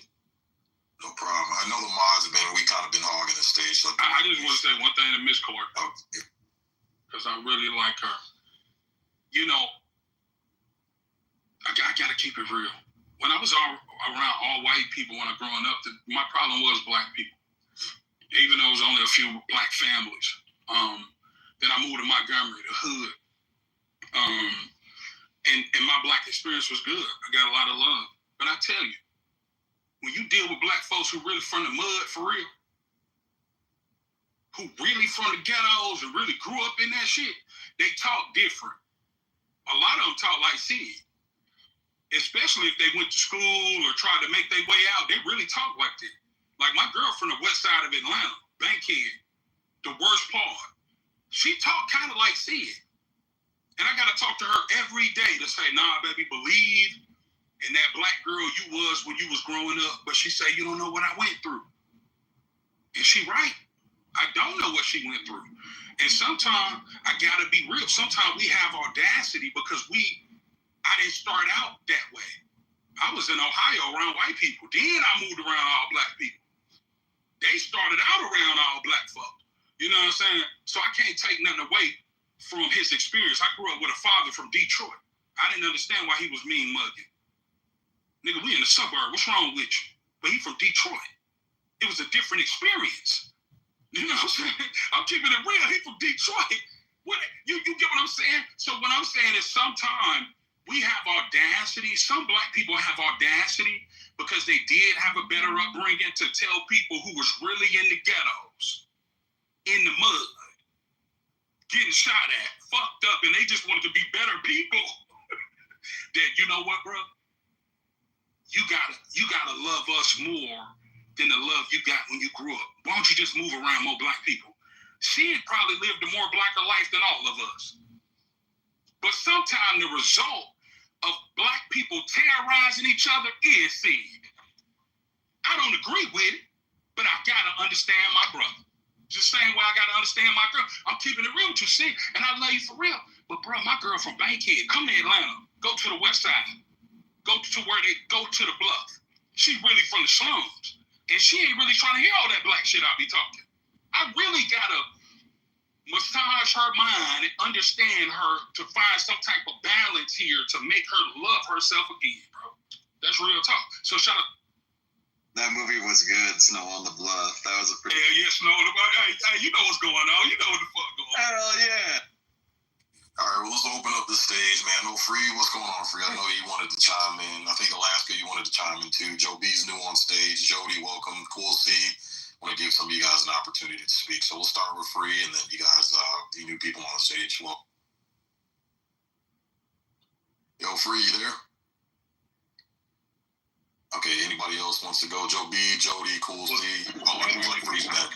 I just had to shoot. Oh, do you want to go? I just said a short point. Yeah, we got some brand new people. Oh, okay. Well, Free's going to yield his mic to you last, so go ahead, and then Free, and then we can open it up. Thank you so much. Welcome new people as well. Yeah, just to say as well, when we talk about areas being bad, it's really important to also look into why those areas are bad. Usually it's because of historical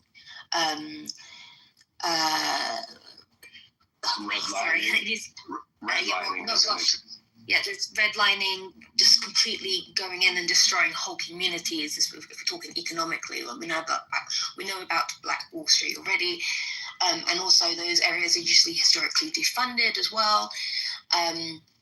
So there's a lot more to it. Hey, you know what I'm mad at? A white woman can get up here and say that shit, and Black people, y'all won't even say what she said. Shout out to Alaska.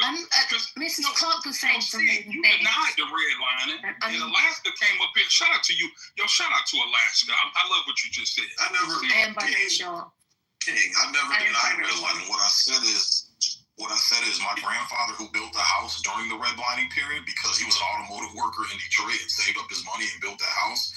And my grandmother and her sisters and brothers who grew up through Jim Crow and redlining didn't complain about it, still got college degrees, still got fucking educated, still had full-time jobs and retirements and stuff like that. They weren't complaining about it, using it as an excuse. I just don't see why the modern day 2025 people now are using it. If the people who actually went through it didn't use it as an excuse, that's my only point. But I got you, Sig, and I hear you, because it's like it was a long time ago, and I was trying to get in when Anthony was here, when JB asked him like if everything is fair no matter what these days, equal rights and everything, because I know Anthony has said before, him and I have agreed to disagree on some things, but he has acknowledged that systemic racism does still exist. And there was that glaring modern day example, Sig, during the pandemic, I think it was 2022 or 2023, Wells Fargo got caught. They got caught denying multiple Black families who had solid credit, no criminal history, loans. And they paid out, whatever lawsuit. And I brought that up before, and folks have been like, oh, well, that's just one example. But it's not 1950, not 1960, not 1970. It's the 21st century. They would have kept doing it if they didn't get caught. So I'm not going to say all families are getting... I'm sorry, Mrs. Clark, I didn't catch that. Navy Federal, the military bank, got caught doing the same thing as Wells Fargo during that time too. There you go. There you go. Anyway, so when folks say, well, how come redlining, it was so long ago, shouldn't have, folks that were directly impacted, grandparents and such, they were able to go past that and all the power to them.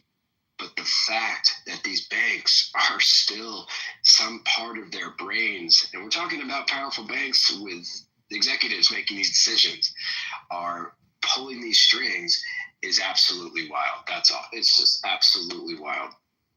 All right, Free. And to your point, Moose. Yeah, what's up, man? Just been listening in, man. It's hard to chime in. So, it's been a while since I looked into the case that we just talked about with the redlining thing. So, long story short, the DOJ, Eric Holder, who was in at that time, they did change some of the laws about it. Long story short, it was basically the government just siphoning money out of these banks because they could. So it wasn't legitimate cases of them actually hurting people because there was no actual victims that came forward.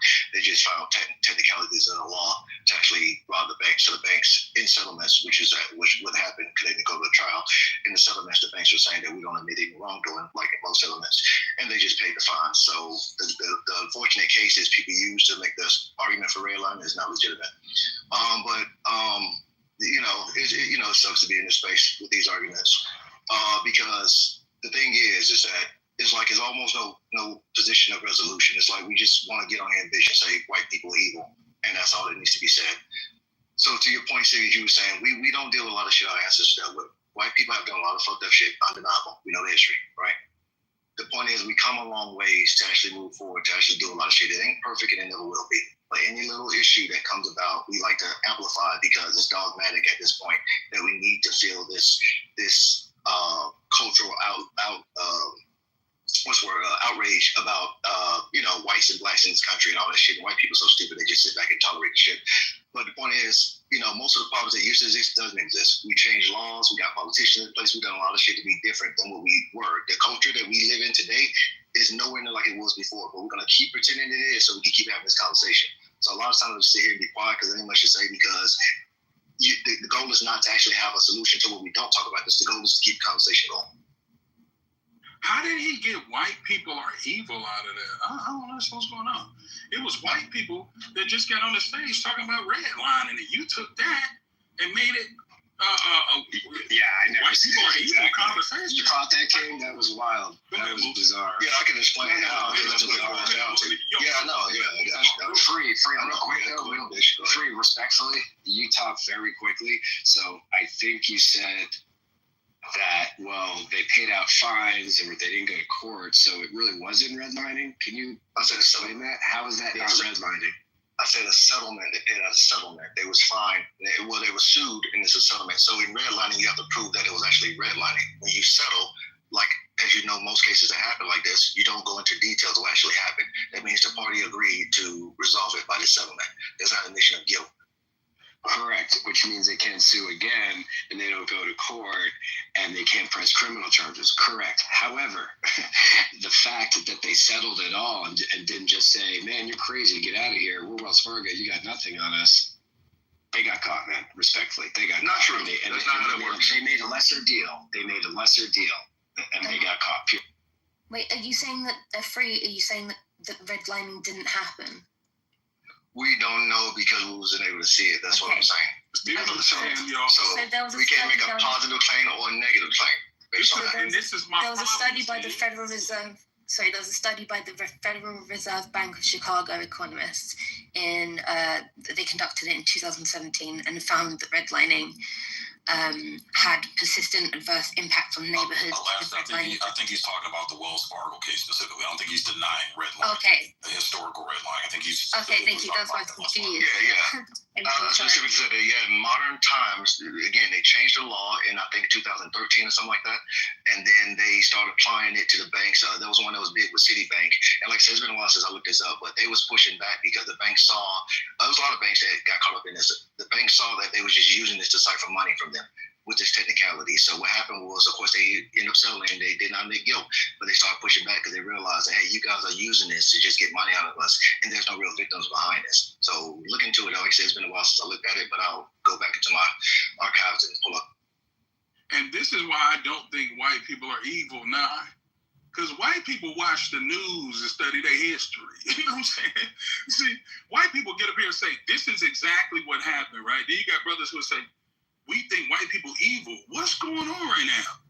The white folks on the stage are acknowledging what happened to black people to keep black people in certain positions, right?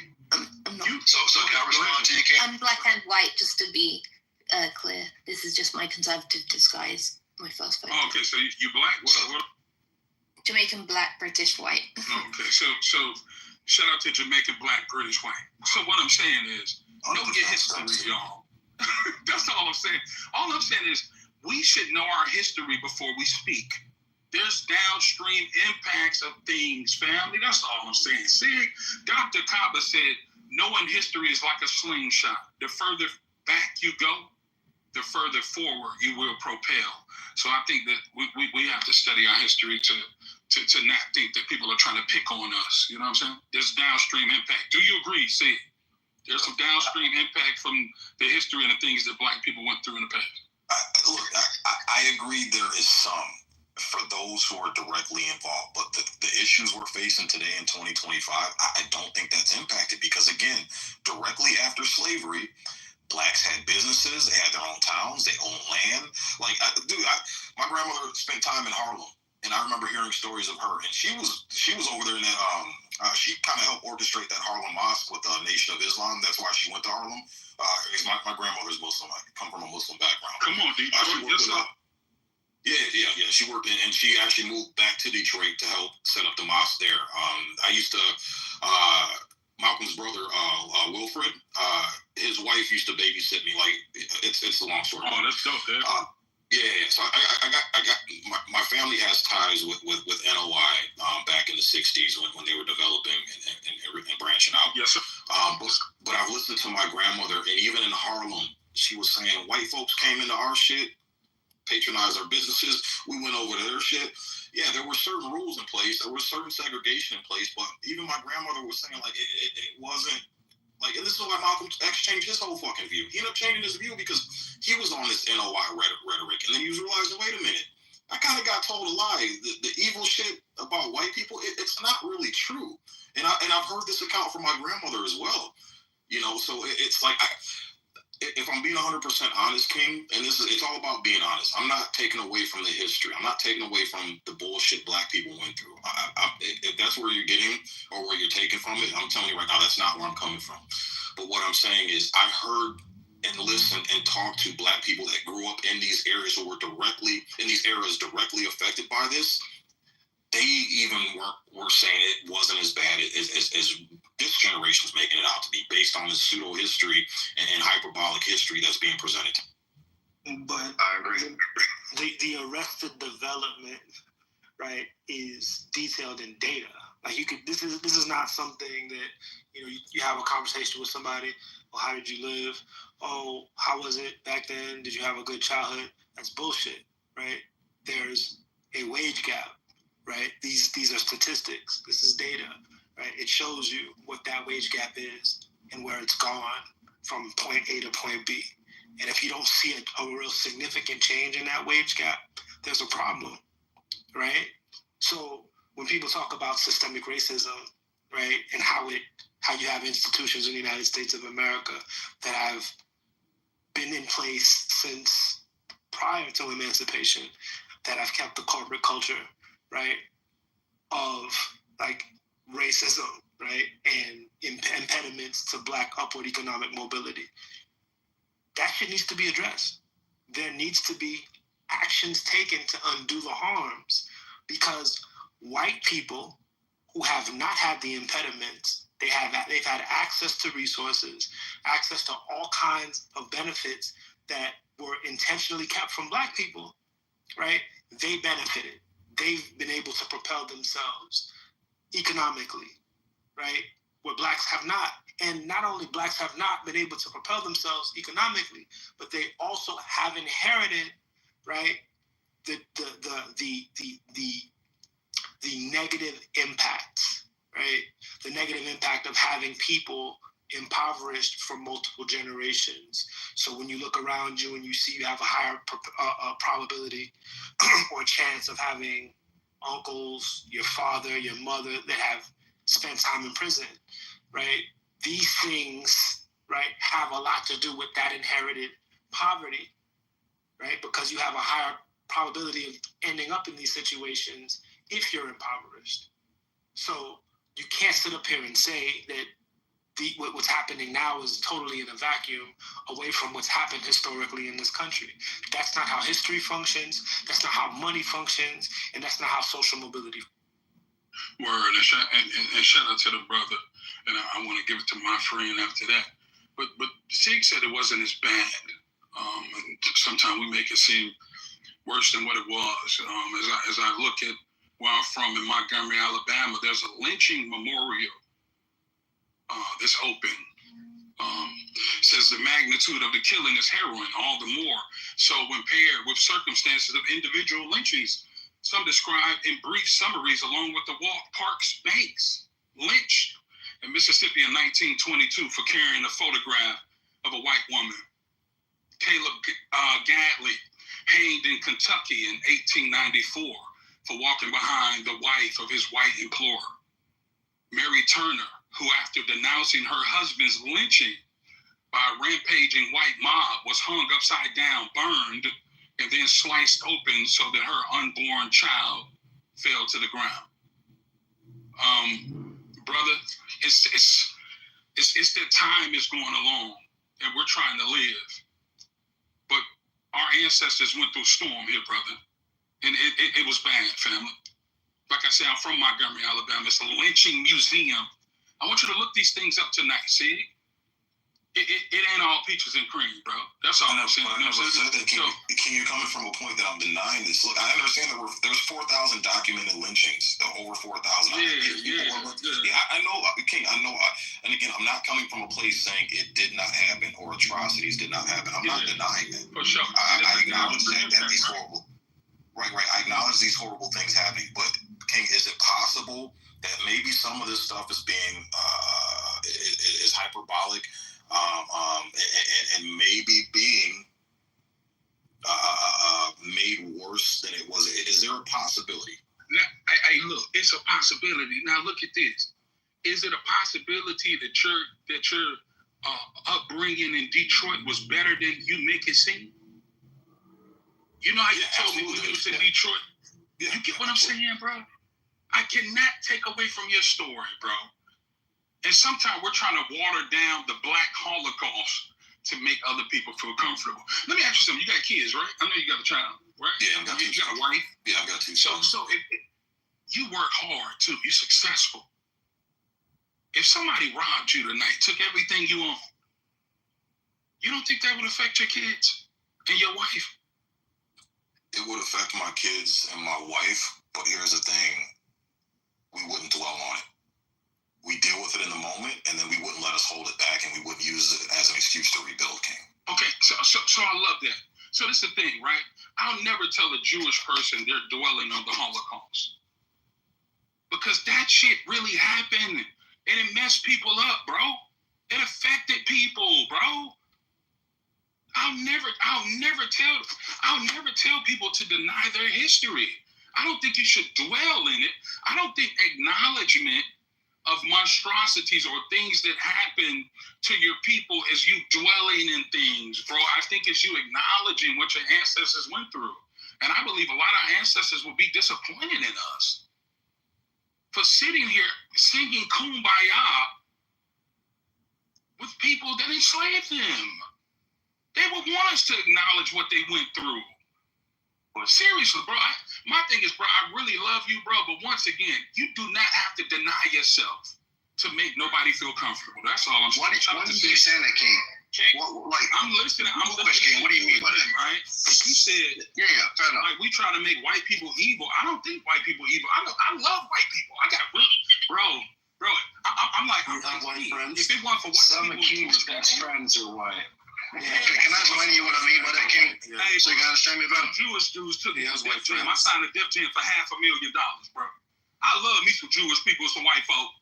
You know what I'm talking about? But at the same time, I'm still pro myself. And guess what? How come you're not pro white like people? You more when you pro yourself. But you know what? You know what black folks want to do? We want to deny our blackness to make white folks feel comfortable. You know what white folks really saying? Look at this nigga cooning for us. Like, they don't see that you black. No, that's what black people say. That's not what white people folks looking at you like you a fool. White people today don't use the word. That's not true. That's not Listen, true. Why are white people... Hold on one second. I got you. I'm going to let you yell later. Why are white people sitting up here defending our history? Because even they know it's some wrong that's been done, bro. Why are we the only ones that do? I'm tired of black people crying. Let me hop in real quick. I'm on the train, so you might... So real culture is just trauma. That's all it is now. Black culture is just trauma. Let's whine and bitch and cry and moan about our trauma. I agree with that. But real quick, Queen. I'm sorry, King. The thing is, you keep saying we're denying the history. Nobody's denying the history. Nobody's omitting it. We're saying we're moving the fuck forward from it. We can't change the history. It is what it is. And if you and me, Sig, and a lot of other black people come on this app talk about how successful we are, then why the fuck we keep talking about the history when we tell people who are actually struggling? As a matter of fact, we do so good now that I don't meet black people struggling. I meet black people talk about other black people struggling, which is so fucking crazy. But if we're doing... Let me finish real quick, because I'm about to get on the train. If that's the case, then that means we made enough progress to where we don't have to keep looking back at the past. Right now, in my own lifetime, if I was a millionaire at 20, and I lost my money at 30, and I got it back good at 40, why the fuck am I talking about what my dad did and he was there as a child? Like, I'm capable of doing more. I don't have to keep referring on the past, because you've seen me go through cycles. So we've seen black people who actually went through oppression achieve and succeed. None of us are doing what our ancestors struggled with, and that's what we're saying. Let's move forward. None of us are going through Jim Crow None of us are affected by Jim Crow laws or anything like that. The black culture is not even black anymore. It's all about crying, whining, bitching, moaning about slavery, about Jim Crow, and about all this shit that never even happens to us. Black people are living a good life, okay? And all these people that say, oh yeah, I have a white friend too, okay? You don't uplift and talk about all the white people that are doing great things for black people. You don't talk about the Jews that stood side by side with Martin Luther King on the bridge. You don't talk about all of that. The narrative you just want to put out is that white people are the devil and black people are these victims that nobody came to rescue. You know what the real atrocity of your community right now? It's child support. Okay, you talk about raping and pillaging your families and taking everything you have and everything you've worked for. You talk about Tulsa, Oklahoma. Okay, you talk about that stuff, but you don't want to talk about child support. Okay, because it's okay for a woman that you impregnate to reject your leadership, to reject your position in your home, kick you out of your own house, and actually take $1,000 instead a month. Okay, that is actually crazy. That is insane. Also, King. Go ahead, man. Go. You gotta recognize that Major General Gordon Granger, which was from the North, came down and finally 2 years later, after the Emancipation Proclamation was done, actually let you guys know that you were free 2 years before, that you had the opportunity to do anything you wanted, and yet the Democrats are the ones that kept you. The Northern Republicans are the ones who let you know you were free. Abraham Lincoln let you know you're free. And that's the thing. You don't look at your history and thank the white people who did it. The Northern white, Abraham Lincoln, Major General Gordon Granger. I love that he said that. See, a lot of people don't know the history. I see I'm talking to a lot of people that don't know the history. Even with Abraham Lincoln, his plight was not to free the slaves. Do you know? He did. Hold on one second. He did. Hold on 1 second. Hold on. See, I'm about to do the history with him. See, a lot of people don't want to know the truth about Abraham Lincoln. Yes, see, the problem is, let me tell you something. But yes, he did free them. A lot of people don't He only did it to end the war. Let's tell the truth tonight. Let's tell the truth today. He did have slaves. Abraham Lincoln did not want to free the slaves, y'all. I want you to know. That's why he did the Emancipation Proclamation. He was the one that the Emancipation Proclamation was under. Hey, yo, Nah, I just talk like this. I read. I know my history, Nah. He can't just come up and tell me some bullshit, Nah. I read the same history you do. Okay, well, Cool C, hold on. One mic on King. Mod, sorry I'm quiet. I'm working actually. No, you good. So, yeah, but because King has a point. A lot of people don't know the history of today. If y'all would let him kind of finish what he was going to say about Abe Lincoln, because I know we have some folks. Go ahead, let him go. No, it's all good. All right, go ahead, Cool C. We know that he had slaves. He actually freed them under the Emancipation Proclamation. Every president except for Donald Trump's family had slaves. Even Obama's family. It's all history. And it's crazy that we talk about this, but you got to realize the Republicans are the ones who did it. You got to look at the Democrats here who then put Margaret Sanger in place. Like you talked about that lady being hung upside down and the baby being forced on the ground. Margaret Sanger came into your own communities, especially mine. Your phone breaking up on my side, brother. I don't know if it's just... Yeah, we can't hear you, sir. Man, you know Abraham Lincoln ain't want to free the slaves, man. Essentially, we should be thanking black soldiers for the fact that black people free. Essentially, you should be thanking the soldiers, man. Because the soldiers fought on the front line for the freedom of black people. This is just real stuff, which soldiers? The drug dealers? Hold on one sec. See, they not ready for this. Northern surgeons. They're not ready for the history. Hold on, one mic on King, please. The Northern black soldiers. The Northern black soldiers fought. They're not ready. The ones that agreed on the freedom. Okay, can we have one mic on King, please? Hey, let them be upset, because I'm telling the truth up in this. I'm not upset. Yeah, no, I'm proud of the drug dealers in the 80s that sold crack to black people. The Civil War was never about freeing the slaves, baby. Right? Never. I'm saying we should show things to. We should show things to soldiers. I put it in the chat. I put your point in the chat. It was a decision to weaken the Union. It was not a moral decision to Kingsburg. And listen. When it come to Sig and Free, just because they got a Confederacy. I misspoke. Sorry, go ahead. No, that's all love. They go ahead, bro. Just because they got a little slice of pizza or something, a piece of American pie, they gonna act like they still ain't got family in the ghetto. Just the problem with black folk. We win a little bit and we forget about our people, bro. You know what I'm saying? And then my boy gonna talk about, hey, yo, I know about the Abraham Lincoln. He did not want to free black people. Let's talk about, not only didn't he want to free black people, you had to fight to free yourself because they were losing the Civil War. They were losing. Freedom niggas let them fight so they can fight for their own freedom. And guess what Abraham Lincoln wanted to do? He wanted to send all black people to Central America. Did you know that? I need you to look that up too. When he freed black people, he wanted to move us. You better look up your history, y'all. I'm telling you right now. Yeah. Hey, yo, nah. I just talk like this. I know the history. Okay? So the brother now, he wants to make the Republican Party look so pretty. I got you. I'm not mad at Republicans or Democrats. The only reason why I can't be a Republican is because they'll say, pull yourself up by your bootstrap. Well, give me a boot, bitch. You paid reparations to everybody else. But a motherfucker, this is my problem. You say pull yourself up by your bootstrap, but you had to boot 400 years and still won't give us the boot. But you know what you'll give us? A holiday. Thank you. No repayment. Holiday was given to you by the Democrats. What King is saying is correct. One mic. Yeah, one mic on King. He's preaching to us. Let him let you. I can just say something. I just want to respond real. Go ahead, Moose. Yeah, I'll say real quick, it's kind of a half joke for a little levity here. Things getting a little tense, but yeah, King, you gotta remember they gave the black community a holiday so you can get those said boots to pull yourself up on the bootstraps half off. You get that half off discount sale. Yo, but I just wanted to say real quick.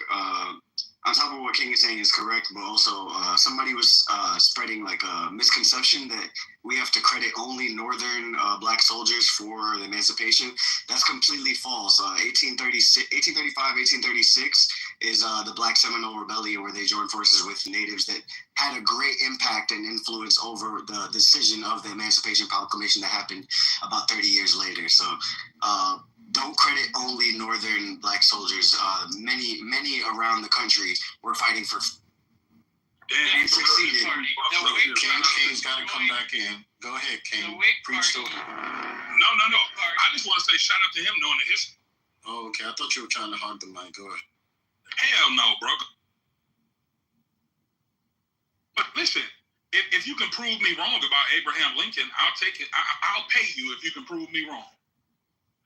That the Civil War was not about freeing the slaves, and Abraham Lincoln's initial thinking was not to free the slaves. If you can prove me wrong, I'll send you $100 cash out right now. Send me the links, send me the research, put it in the box, and let's do it. It ain't even worth it, because even if you saw the truth, you wouldn't accept it. We also got to realize the Whig Party, which then became the part of the Republican Party, also had a lot of black Americans in it. And you got to realize the first black American senator was a Republican in 63 or something, 1863. The Democrats didn't do that till the 90s. You got to realize this. You got to look at who's affecting you. And you're not even seeing it with your own eyes. The Democrats are the ones who put Margaret Sanger in place to the abortions in low-income, poor, white and black areas. Guess what? You talked about that lady hanging upside down. Guess what? They're doing it in front of your face by putting the Planned Parenthood in your community. Imagine 20 more million black babies around today. Guess what? Your population would be more than 13% of the American population, or 15. Cool C, God bless you. But one thing that I'm not sure if you're aware of, modern day black Democrats, longtime black leaning liberals, they don't care about that. Republicans will always be the faces of racism. Conservatives will always be the enemy. And but Democrats that's the wrong way to look at it, because the Republicans I understand that, sir, but your average black voter in America does not agree with that. Democrats will always be the heroes in their eyes. That's why they have a motto: vote blue no matter who. They don't care about policies. They don't care what the face of the Democrat is, just as long as it's a Democrat and as long as it's not a Republican, because conservatism and Republicans represent racism. They like their racism masked, right? They like the hood. Somebody said on the stage earlier, some folks like their racists wearing a hood. They don't want that overt racism. So despite the history of the Democratic and the Republican Party in America, your modern day black, left-leaning, liberal voter does not care. I mean, while there are many valid critiques on the Democrat Party and how they operate, I think that ruling out the entire party essentially just creates your own vote blue no matter who. It's just the red color now, because if you eliminate the viability of one of the only two parties, essentially you're saying there's only one correct choice every time around. So it wouldn't be much different than saying something like vote blue no matter who, if you're going to say something like all Democrats don't have your best interest. But real quick, if anybody's familiar with what's called the GEO group, this is something